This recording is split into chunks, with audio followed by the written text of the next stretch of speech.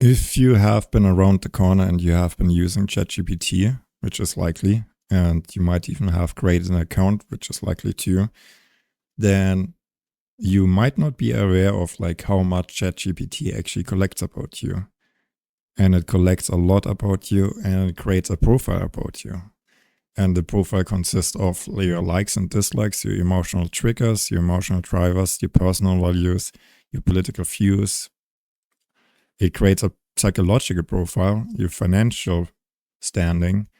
It creates a profile that contains your education and knowledge level, your behavior with the platform itself, how you like to be talked to, your risk tolerance, your life goals, where you live, your motivational triggers, how you behave under stress, and many, many things more. So let's have a look. So this is interesting. I think many people signed up for ChatGPT because eventually you get a pop-up that tells you like, please sign up. If you want to have images generated, please sign up. If you want to have some files generated, please sign up. But what does the profiling look like, and what does ChatGPT actually know about you and collect about you? And I have to give credit to someone else. This is Go. She talked about this. She discovered the prompt. But let's have a look. So if you enter this prompt, it will tell you actually exactly what kind of profiling it has. And I just entered it and you can see. So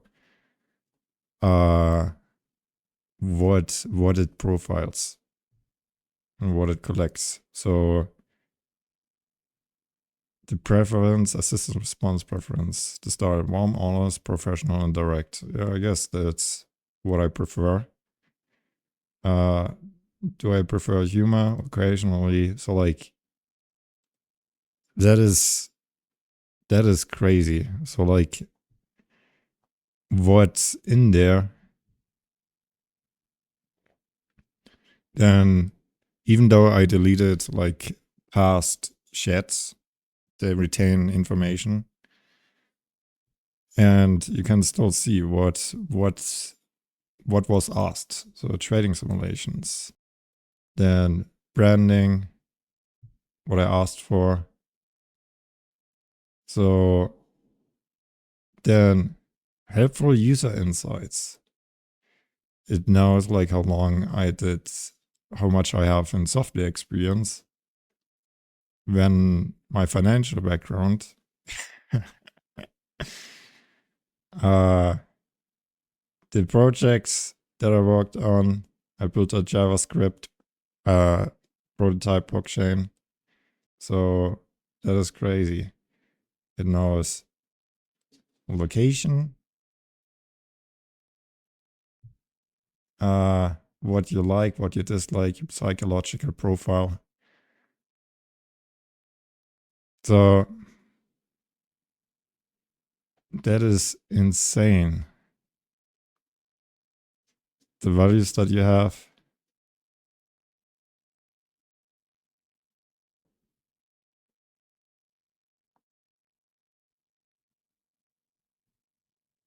That is absolutely insane. If you leave the prompt in the description, but it knows so much.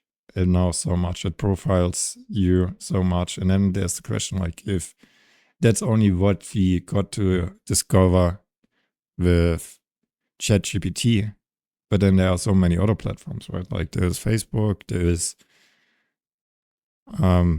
YouTube.